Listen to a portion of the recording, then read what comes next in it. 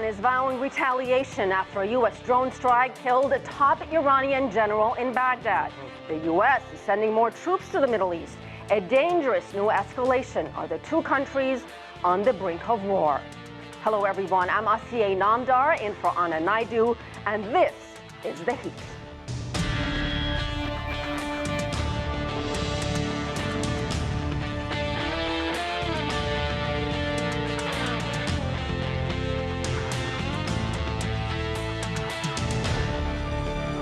The United States has announced it's sending 3,000 additional troops to the Middle East after Iran vowed to avenge the killing of its top general, Qasem Soleimani. Soleimani, the leader of the IRGC elite Quds force, was killed by a drone strike near Baghdad airport. In the West, considered a ruthless killer, causing thousands of deaths. In Iran, a national hero, now a martyr. For more, let's turn to CGTN's White House correspondent Nathan King. Nathan, a lot of people did not see this coming. What is the latest? Yeah, absolutely. I think you're right. And U.S. officials, including the U.S. president himself, have spent the day sort of justifying this seeming escalation against Iran. You know, the U.S. president has always said he doesn't want war with Iran ever since he pulled out of the Iran nuclear deal. But they did that. They opposed sanctions. They supported protests in the country. And now this targeting of Soleimani, who, as you know, Asia, is not just a general, a revered figure in Iran without parallel here in the U.S. But the U.S. president is saying the same thing, that they do not want war with Iran. Let's take a listen. We took action last night to stop a war. We did not take action to start a war. I have deep respect for the Iranian people. They are a remarkable people with an incredible heritage and unlimited potential.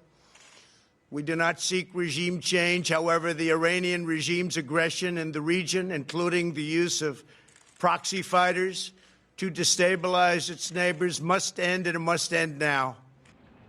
So the question is, why now? Well, national security officials have been briefing us journalists all day and essentially saying that there were imminent threats against U.S. assets organized by Soleimani and his Quds force in Iraq, in Syria, against American targets. We have seen none of this intelligence, by the way, and there's a sort of hasty compilation by the U.S. And a lot of people are asking the question, why escalate this by taking out Soleimani where the Quds force remains? There are many unanswered questions right now. Nathan, does the U.S. have a game plan here, some kind of plan of action, if you will? What's going to happen if Iran responds militarily?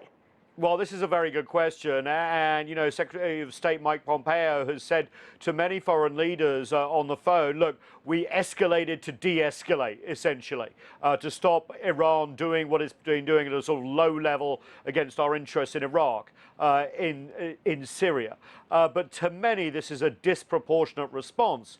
And as you know, there has been no exit plan when it comes to the idea of pressuring Iran to get back to the negotiating table. And I tell you, a lot of people are very surprised, including myself, that U.S. President Trump would escalate this. He has always been the biggest dove, really, in his administration when it comes to Iran, not wanting to go to war, pushing back on people like former National Security Advisor John Bolton, who wanted regime change. So it's very, very interesting that the U.S. president has done this. And the question is being asked across the world, is that now the goal? Is that now regime change? And of course, Iran's response may come in a different way than the U.S. Thinks it will, so we'll have to prepare for that. But, you know, this question as well is very, very important, is that a lot of American officials are saying, look, we're much safer today because of what happened to Soleimani, because we killed him. And that is a question that a lot of people are saying, we don't think that's true. We actually think everything's got a lot more dangerous.